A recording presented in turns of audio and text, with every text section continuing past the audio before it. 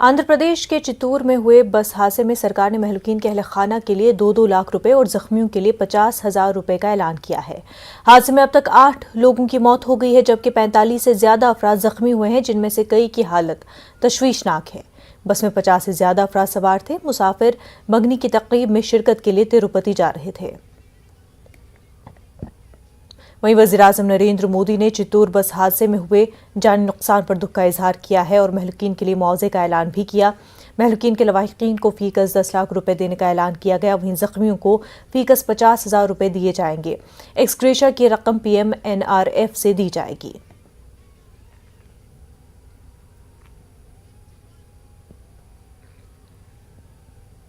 मगरबी बंगाल के बीरभूम तशद्दुद मामले में अब CBI के हाथ में है। जांच में लगी CBI ने अब तक 21 लोगों को नामजद किया है। वाज़ेह हो कि CBI टीम ने बीरभूम तशद्दुद केस की तहकीकात के लिए रामपुर हाट के सरकारी गेस्ट हाउस में एक आर्जी कैंप लगाया है। आपको बता दें कि 21 मार्च को कुछ नामालूम लोगों ने बीरभूम जिले के रामपुर हाट में 10 घरों को नजरातिश कर दिया था और 8 लोगों की जान गई थी। इस मामले का नोटिस लेते हुए कलकत्ता हाईकोर्ट ने CBI इंक्वायरी का हुक्म दिया था।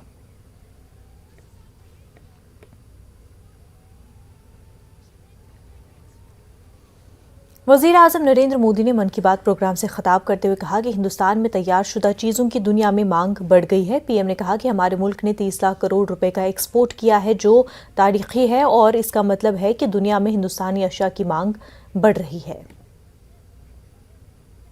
सप्ताह हमने एक ऐसी उपलब्धि हासिल की जिसने हम सबको गर्व से भर दिया। आपने सुना होगा कि भारत ने पिछले सप्ताह $400 बिलियन यानी 30 लाख करोड़ रुपए के एक्सपोर्ट का टारगेट हासिल किया है। पहली बार सुनने में लगता है कि ये अर्थव्यवस्था से जुड़ी बात है, लेकिन ये अर्थव्यवस्था से भी ज्यादा भारत के सामर्थ्य, भारत के पोटेंशियल से जुड़ी बात है। एक समय में भारत से एक्सपोर्ट का आंकड़ा कभी 100 बिलियन, कभी 150 बिलियन, कभी 200 बिलियन तक हुआ करता था। अब आज भारत $400 बिलियन पर पहुंच गया है और सामर्थ्य का आधार है हमारे किसान, हमारे कारीगर, हमारे बुनकर, हमारे इंजीनियर, हमारे लघु उद्यमी, हमारा MSME सेक्टर, ढेर सारे अलग अलग प्रोफेशन के लोग, ये सब इसकी सच्ची ताकत है।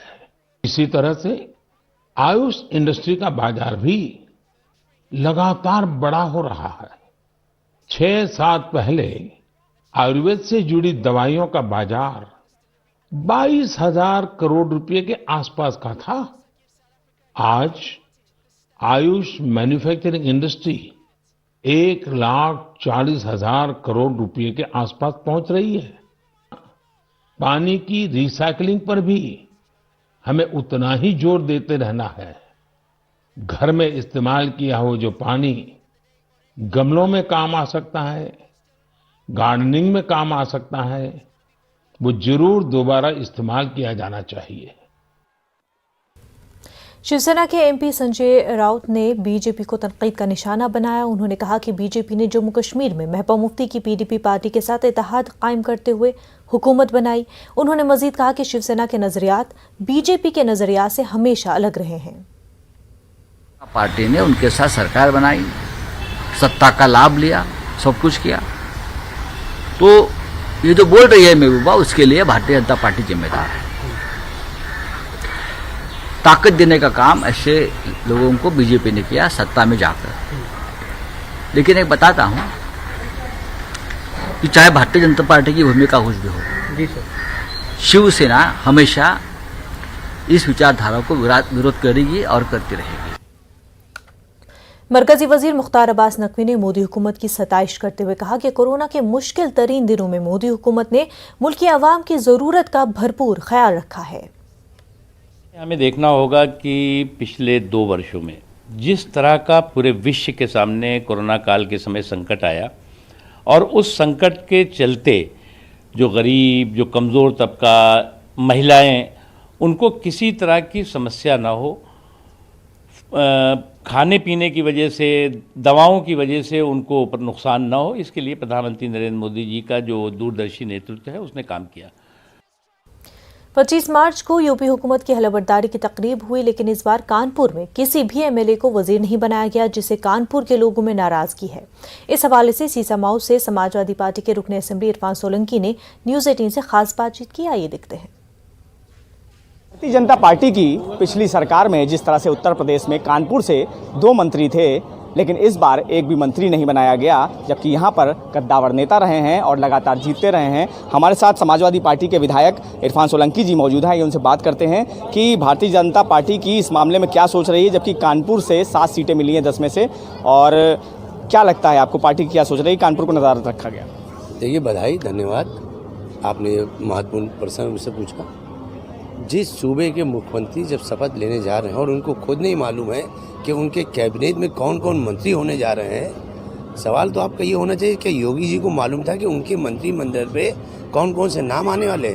ये तो जब शपथ ग्रहण हुआ और हमारे गवर्नर महोदया पहुंची, उस समय लिस्ट आई, और उससे पहले जब लोगों के पास फ़ोन पहुंचे हैं वही लोगों को पता चला। अब उदाहरण दे सकते हैं, जो हमारे कानपुर के 3 मंत्री थे, आपने 2 बताया, 3 मंत्री थे। एक पचौरी जी जो सांसद बन गए, फिर निर्मल कटियार जी थी, महाना जी थे, अब सबके नाम तो कति गए। खैर, ये उनकी पार्टी का मसला, हम तो समाजवादी पार्टी है, हम तो अपनी पार्टी की बात करेंगे। पर मैं आपके सवाल का यही जवाब देना चाहूँगा, खुद योगी जी को नहीं मालूम था कि उनकी मंत्रिमंडल में कौन कौन से नाम होने वाले। तो आप अंदाज़ा लगा सकते हैं, जब सैया भाई कोतवाल तो दर खाएगा, जो मंत्री बने हैं तो वो योगी जी द्वारा नहीं बने हैं, वो सीधे आला कमान से आए। इसका मतलब कानपुर में आला कमान नाराज है। 7 में से 10 में से 7 ही जीत पाया, 3 विधानसभा हमने जीत ली हैं अल्हम्दुलिल्लाह। तो उनको लगता है कि कानपुर उनके बस का नहीं है, इसे शायद उन्होंने कानपुर में मंत्रालय देना पसंद नहीं करा। जनता को छला गया है, क्या लगता है? हाँ, बिल्कुल है, बिल्कुल है। और मुझे लगता था कि कानपुर को प्रेजेंट करना चाहिए। जनता के साथ धोखा हुआ है। अगर जनता का मंत्री होता, काम करा, तो वैसे तो काम करते ही नहीं ये लोग, और फिर भी अब आगे तो उम्मीद क्या है कि ये तो समय बताएगा। समाजवादी पार्टी के विधायक हैं, उनका कहना है कि कानपुर की जनता के साथ छल किया गया है। कानपुर से संदीप सविता, न्यूज़ 18 उर्दू। मुरादाबाद में यूपी वर्किंग जर्नलिस्ट यूनियन की जानिब से सहाफ़ी होली मिलन प्रोग्राम का इनेकाद किया गया। इसमें मुरादाबाद डिवीजन के तमाम सहाफ़ियों को दावतनामा भेजा गया और तमाम सहाफ़ियों ने अपनी मौजूदगी इस प्रोग्राम में दर्ज कराई। तमाम सहाफ़ियों ने मिलकर इस मौके पर खूब रक्स किया और होली के रंग उड़ाए। उसके अलावा जिले के तमाम बड़े पुलिस अफसरान को इस प्रोग्राम में मदऊ किया गया था। इस मौके पर जिला मजिस्ट्रेट, डीआईजी और एसएसपी के अलावा पुलिस के तमाम अफसरान मौजूद थे और सभी अफसरान और सहाफ़ियों ने मिलकर एक दूसरे को होली की मुबारकबाद पेश की। आज Uttar Pradesh UP working journalist union की ओर से पत्रकार होली मिलन समारोह का आयोजन कराया गया था, और ये इसमें पूरे हमारे जनपद के सभी पत्रकारों को बुलाया गया था और सारे पुलिस और प्रशासन के सारे अधिकारी आए हुए थे। हम लोगों ने विचार मंथन किया और सबको होली की बधाई दी। इसी को लेकर ये कार्यक्रम आयोजित हुआ था। भविष्य में इस तरीके के कार्यक्रम और निकटतम भविष्य में इस तरीके के समारोह पत्रकार संगठन की ओर से होते रहेंगे। मुल्क में महंगाई बढ़ रही है। पेट्रोल और डीजल की कीमतों में आज फिर इजाफा हुआ है। दिल्ली में पेट्रोल की कीमत में 50 पैसे और डीजल की कीमत में 55 पैसे का इजाफा हुआ है, जिसके बाद दारुल हुकूमत में फी लीटर पेट्रोल की कीमत 99 रुपये 11 पैसे और डीजल की कीमत 90 रुपये 42 पैसे हो गई है। गुज़िश्ता रोज़ दारुल हुकूमत दिल्ली में पेट्रोल और डीजल की कीमतों में 80 पैसे का इजाफा किया गया था। 4 माह से ज्यादा के वक्फे के बाद मंगल को पहली बार इन कीमतों में तब्दीली की गई, जिसके बाद गुज़िश्ता दिनों में ईंधन 5वीं मरतबा महंगा हो गया। वहीं मुंबई में फी लीटर पेट्रोल की कीमत 113 रुपये 88 पैसे और डीजल की कीमत 98 रुपये 13 पैसे हो गई है। सर, ये तो देखो, मैं क्या कह सकता हूँ, पर ये गलत है। ये देखो तरीका, ये समझ नहीं आ रहा। उधर यूक्रेन और रूस की झगड़ा चल रहा है, उधर ये सारे के देश परेशान है, उधर से पेट्रोल की तरफ से हम परेशान है। ये तो बढ़नी नहीं चाहिए ना। क्या असर पड़ रहा है आप लोगों पर? असर ये पड़ रहा है कि 2-4 रुपये जो भी है वो थोड़ा कम होनी चाहिए, इतना हो सकता है सर। क्या कहेंगे, गवर्नमेंट रेट बढ़ा देती है तो उसमें क्या कर सकता है, कोई कुछ नहीं कर सकता। क्या फर्क पड़ रहा है आप लोगों को? फ़र्क तो बहुत पड़ता है, जहाँ 4 दिन में पेट्रोल डलवाते थे, हम तीसरे दिन में पेट्रोल डलवाना पड़ता है हमें। जहाँ पे हमें 100 रुपये बचते थे, वहाँ पे 50 रुपये और जेब से जाते हैं हमारे। बढ़ी रही है और बढ़ती रहेगी अब जब तक इलेक्शन नहीं है। मतलब आप कह रहे हैं इलेक्शन से पेट्रोल की कीमतें रुकती हैं? और क्या, अभी तो 95 रुपये था, फिर हाँ वो गलत किया है, नहीं बढ़ने चाहिए। आम आदमी भी मार पड़ेगी इसकी। ऐसा होना नहीं चाहिए, सरकार ने कुछ एक्शन लेना चाहिए, ध्यान देना चाहिए इसके ऊपर। सरकार को सोचना चाहिए इस बारे में कि डीजल इतना महंगा होता जा रहा है दिन पे दिन, ये सही नहीं है, थोड़ा डाउन होना चाहिए। इसके लिए आप क्या सोच रहे हैं, आपको कैसा लग रहा है? कि लगना क्या, डीजल तो डलवानी है, महंगा हो या सस्ता, बाकी हाँ महंगा तो हो ही रहा है, जेब ढीली होती जा रही है। लोगों की जेब पे फर्क पड़ रहा है। हाँ। क्या करे, जनता की बस हालत खराब कर रहे हैं लोग, क्या कर सकते हैं? इस पे सरकार से क्या दरख्वास्त करें? थोड़ा जहाँ रुका हुआ था वहीं रोक देते हैं। अब धीरे धीरे फिर बढ़ते जा रही है गाड़ी, जब इलेक्शन खत्म हो गए तो लोगों को परेशानी हो रही है। अरे क्या असर देखते हैं आम आदमी पे और महंगाई पे, क्या असर देखते हैं? हम तो सोच रहे हैं गाड़ी बंद, ये गाड़ी रख दे घर पे ही, पैदल सवारी करें, फिर क्या करें इसका? It is impacting too much. The inflation is going to go up. Not only the petrol price is going up, even the diesel price is going up. Due to which all the common man is really affected like anything. All the commodities, the prices are going up. Common man is totally burdened out because of this thing. Government should do something about it. अरे भाई, पहले 500 रुपये petrol डलवाते थे तो कम से कम 7-8 litre आ जाता था। अब 500 रुपये का ले रहे हैं तो अब कितना आ रहा है? 500 लीटर, पूरा 5 लीटर भी नहीं आ रहा। मेरे को नहीं, पूरी पब्लिक परेशान है पेट्रोल से। कंट्रोल होना चाहिए बड़े भाई, सभी को होना चाहिए, सभी को फायदा होना चाहिए। ऐसे तो मर जाएंगे लोग, गाड़ियाँ नहीं निकाल रहे हैं, गाड़ियाँ नहीं चला रहे हैं। पेट्रोल और डीजल का दाम जब भी बढ़ता है तो आम जनता के ऊपर इसका असर सीधे देखने को मिलता है, क्योंकि पेट्रोल डीजल का जैसे ही दाम बढ़ता है तो जो रोजमर्रा की चीजें हैं, खाने पीने की जो चीजें हैं, उनके दाम में बढ़ोतरी हो जाती है, क्योंकि सभी चीज यातायात पे निर्भर करता है। इसको लेके जो है पेट्रोल डीजल का दाम बढ़ने के बाद ये आम जनता के जेब पे भारी पड़ता है। हालांकि जो लोग ट्रेवल करते हैं, जो बाइक चलाते हैं, जो कार चलाते हैं, उनके ऊपर भी असर पड़ता है, लेकिन जो नहीं चलाते हैं वो भी जब सामानों को खरीदते हैं तो उसका असर देखने को मिलता है। सबसे बड़ी बात यह है कि पेट्रोल और डीजल का दाम लगातार बढ़ रहा है, इससे आम आदमी काफ़ी चिंतित है। और अगर आज की बात की जाए तो आज दिल्ली में पेट्रोल और डीजल के दाम में कितनी बढ़ोतरी हुई है, चलिए हम आपको यहाँ पे दिखाना चाहेंगे। अगर पेट्रोल की बात की जाए तो इसमें 55 पैसे की बढ़ोतरी हुई है और वहीं डीजल में जो 50 पैसे की बढ़ोतरी सामने आ रही है। आज की अगर बात की जाए तो आज देखिए पेट्रोल पंप पे मैं खड़ा हूँ और यहाँ पे जो शो किया जा रहा है, पेट्रोल जो है 99 रुपये 15 पैसे हो गए हैं। अगर आज कोई पेट्रोल लेगा यहाँ से तो उसको 99 रुपये 15 पैसे पेड करने होंगे। अगर वहीं डीजल की बात की जाए तो डीजल जो है वो 90 रुपये 46 पैसा हो गया दिल्ली में आज पेट्रोल और डीजल के रेट हैं। और इसी तरह से दूसरे महानगरों में भी ये बढ़ते जा रहे हैं। अगर महाराष्ट्र की बात की जाए तो महाराष्ट्र में 113 रुपये पेट्रोल हो गया है। लगातार जो बढ़ोतरी हुई है इससे लोग चिंतित हैं। और चलिए यहाँ पर तमाम लोग पेट्रोल ले रहे हैं तो इनसे जानना चाहेंगे कि जो लगातार जो बढ़ोतरी हो रही है इस पर इन लोगों का क्या कहना है। अब अगर देखा जाए तो पेट्रोल के दाम फिर बढ़े हैं और डीजल के, और आज भी जो बढ़े उसकी वजह से देखते हैं, आप क्या कहना चाहेंगे? गलत है, तो नहीं बढ़ना चाहिए, नहीं बढ़ना चाहिए। अभी तो सरकार को सोचना चाहिए, महंगाई वैसी बढ़ रही है, डे बाई डे बढ़ रहा है। पेट्रोल बढ़ेगा तो किराया भी बढ़ेगा, और किराया बढ़ेगा तो आम आदमी पे फर्क पड़ेगा।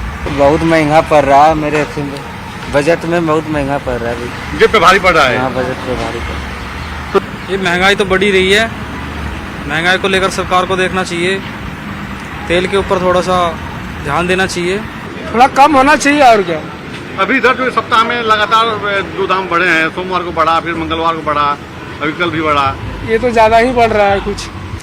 ये क्या तरीका है कि महंगाई बढ़ रही है और पैसे तो बढ़ नहीं रहे, लोगों को बहुत प्रॉब्लम हो रही है इन सब चीज़ों से।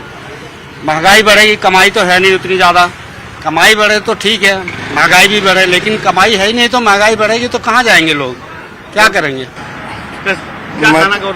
मैं कुछ नहीं चाहता गवर्नमेंट से, मैं चाहता हूँ केवल रहम करें जनता पे बस। महंगाई नहीं भैया, जेल हो जाएगी ज़्यादा बोलेंगे तो देखिए इनका मानना है कि जो है महंगाई कंट्रोल करने के लिए सरकार को जो है इस पर ध्यान देना चाहिए। और सबसे बड़ी बात है कि सभी लोग यही मान है कि जब भी पेट्रोल और डीजल का दाम बढ़ता है तो महंगाई बढ़ जाती है, रोजमर्रा की जो चीजें हैं उनके दाम बढ़ जाते हैं। लिहाजा गवर्नमेंट को इस पर ध्यान देना चाहिए, क्योंकि कुछ लोगों का ये भी मानना है कि अभी कोरोना संक्रमण खत्म हुआ है, कमाई हो नहीं रही है और महंगाई बढ़ रही है, ऐसे में जीवन यापन काफी मुश्किल हो जाएगा। कैमरा पर्सन प्रहलाद के साथ राजीव तिवारी, न्यूज 18 दिल्ली। वक्त हो गया एक छोटे से ब्रेक का, जल्द होंगे हाजिर।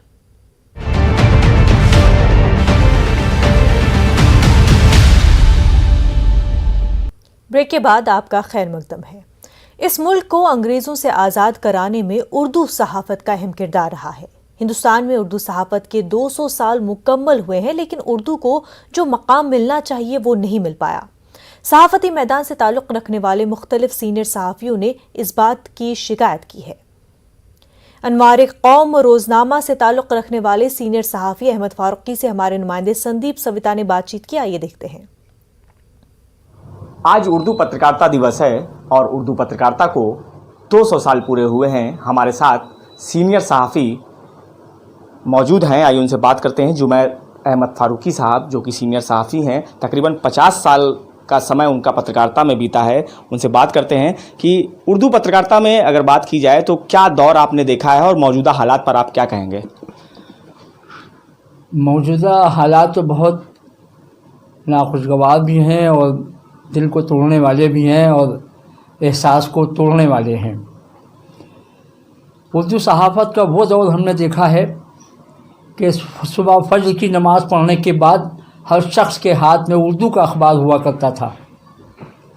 आज जब आप सुबह के वक्त मस्जिदों से निकलने वाले उर्दू दान लोगों को, जिनमें ख़ास तौर पर माइनॉरिटी अक़लियती तबके के लोग होते हैं, आप देखेंगे उनके किसी भी एक हाथ में उर्दू का अखबार शायद ही दिखाई दे। ये उर्दू की तनज़्ज़ुली है और उर्दू वालों की वजह से ये तनज़्ज़ुली आई है।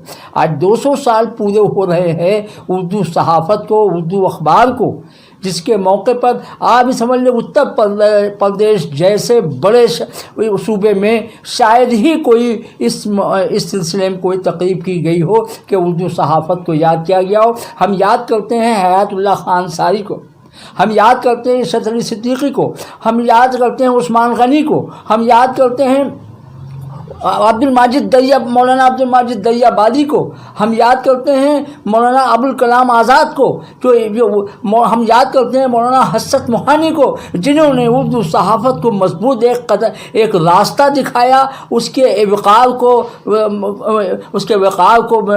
आला तरीन मुकाम पर पहुँचाया। भी अंदर से बड़ी मायूसी होती है। बहरहाल आज उर्दू यौम सहाफ़त है। मैं उर्दू तबके से इस बात की गुजारिश करता हूँ कि लिल्लाह, अगर आप चाहते हैं कि आपकी ज़बान फ़रोग़ पाए तो आप उर्दू को उर्दू में लिखें, उर्दू को उर्दू में पढ़ें, उर्दू को अपना शिआर बनाएं, तब कहीं जा कर के उर्दू हमारी फ़रोग़ पा पाएगी। तो इस तरह से आपने देखा कि साफ तौर से मायूसी है कि जिस तरह से आज इनका साफ तौर आया है और कहा है कि उर्दू को फ़रोग़ के लिए उर्दू का इस्तेमाल करना ज़रूरी है। कानपुर से संदीप सविता, न्यूज़ 18 उर्दू। पंजाब में आम आदमी पार्टी के उम्दा मुजाहरे के बाद दीगर रियासतों में भी पार्टी लीडर और कारकुन सरगर्म हो चुके हैं। कर्नाटक के रायचूर में आम आदमी पार्टी के लीडरों ने बाकायदा तौर पर पार्टी का दफ्तर कायम करने का फैसला किया। आप लीडर डी वीरेश कुमार ने कहा कि पंजाब में कामयाबी के बाद मुल्क में अब अवाम आम आदमी पार्टी से काफ़ी उम्मीदें वाबस्ता रखे हुए हैं। इसी तरह कर्नाटक रायचूर में 28 मार्च को बाकायदा तौर पर पार्टी का दफ्तर कायम किया जाएगा, जिसमें रियासती सतह के आम आदमी पार्टी के लीडर हिस्सा लेंगे।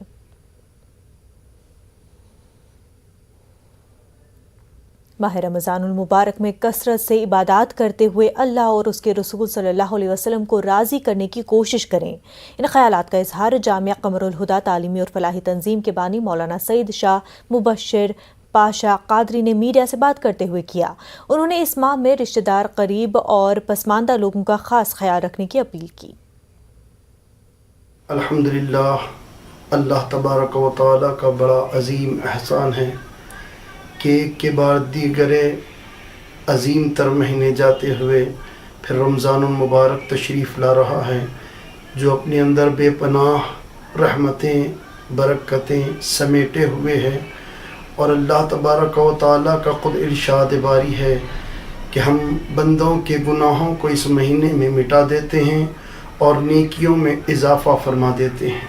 जिस तरह बंदा दूसरे महीनों में इबादतें करता है तो एक नेकी का एक सवाब दिया जाता है, मगर रब्बे कायनात इरशाद फरमाता है कि मैं अपने हबीब के सदक़े में एक नेकी के बदले में रमज़ान मुबारक में अपने बंदों को एक के बदले 70 गुना बल्कि उससे ज़्यादा भी सवाब अता फरमाता हूँ। Kurnool YCP youth wing leader Shanti ने कहा कि वज़ीर-ए-आला वाईएस जगनमोहन रेड्डी का रियासत के 3 सदर मकाम वाला फैसला आवाम के हक़ में है। इस फैसले से रियासत के तमाम इलाकों की तरक्की मुमकिन है। उन्होंने कहा कि जगनमोहन रेड्डी रियासती आवाम की फलाह बहबूद के लिए हर मुमकिन कोशिश कर रहे हैं। आंध्र प्रदेश में कल्याण का योजना चलता है, गरीबों का पालना चल रहा है।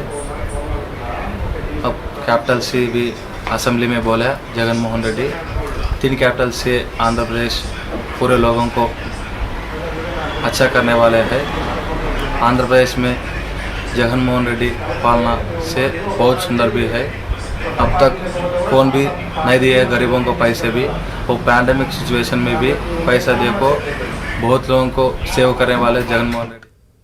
कर्नाटक में मुसलमानों को दरपेश मसाइल और इन मसाइल को हल करने की जानिब रियासत के दारुल हुकूमत बेंगलुरु में एक अहम इजलास मुनक्किद हुआ।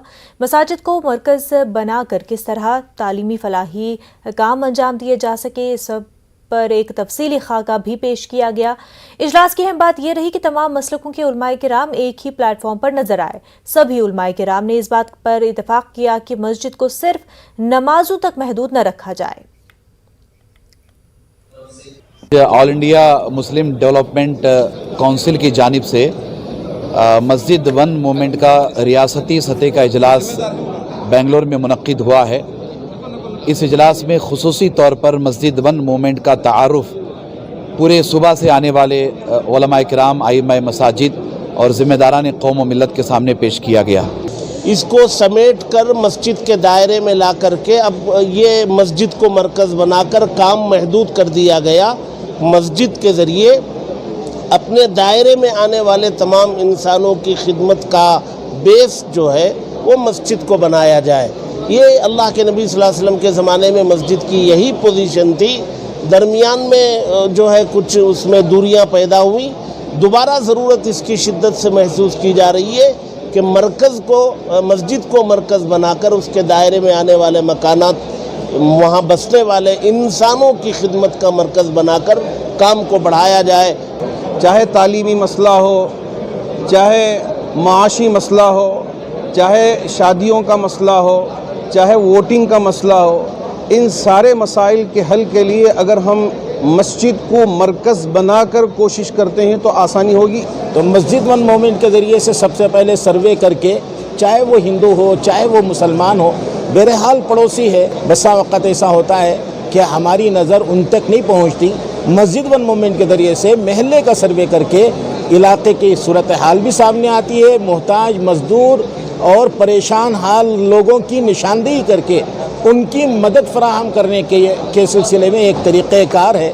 अल्लाह से दुआ फरमाएं। अल्लाह रहमान रहीम। ब्रिज नारायण चकबस्त ने बड़ी प्यारी बात कही, दर्द दिल पासे वफा जज्बे ईमा होना, आदमियत है यही और यही इंसान होना। मस्जिद के 2 पहलू हैं, एक पहलू खालिक की इबादत और दूसरा पहलू मखलूक की खिदमत। खालिक की इबादत के लिए तो मस्जिद इस्तेमाल की जा रही थी और सुबह क़यामत तक की जाती रहेगी।